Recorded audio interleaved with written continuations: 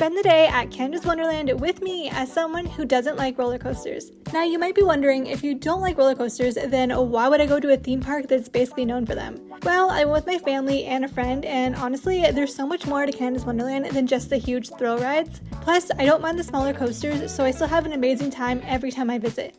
And if I'm being honest, one of the best parts is that I don't have to stand in those 2-hour lines for the biggest rides. I'll happily leave those to everyone else. When it comes to roller coasters, I definitely have to start small and slowly work my way up.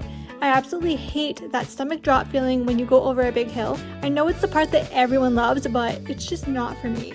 We went on a weekday, which was the perfect choice because the weather was beautiful, hot, sunny, and barely any lineups. It honestly couldn't have been a better day to spend outside. I spent the morning hopping from ride to ride, starting with some of my favorites like Spinnovator, Thunder Run, Coaster Coaster, and Silver Streak. Since the wait times were so short, we could pretty much just get off one ride and head straight onto the next, which made the morning so much fun. After all that excitement, it was definitely time for lunch.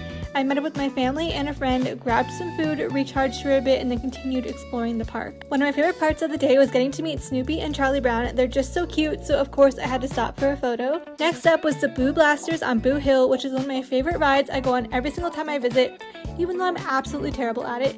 Every time I try to convince myself I'm going to beat the high score of the day, and somehow I end up with something like 60 points. By this point, we had been out in the sun for a while, so we decided to take a break and watch the Pirate High Dive show.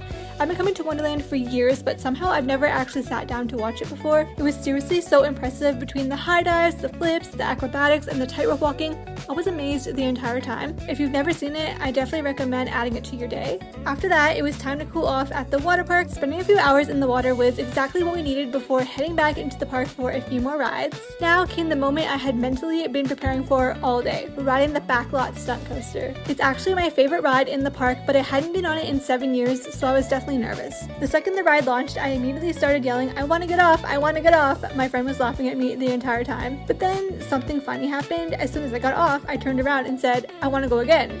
So I ended up riding it 4 more times. Canada's Wonderland is honestly such a fun place, and I really think there's something for everyone. Whether you love the big roller coasters or prefer the small rides like me, there are games, live shows, characters to meet, a water park, and so many delicious food options. So don't let the roller coasters scare you away, there's still plenty to enjoy. Thanks so much for spending the day at Canada's Wonderland with me, and I'll see you in my next adventure.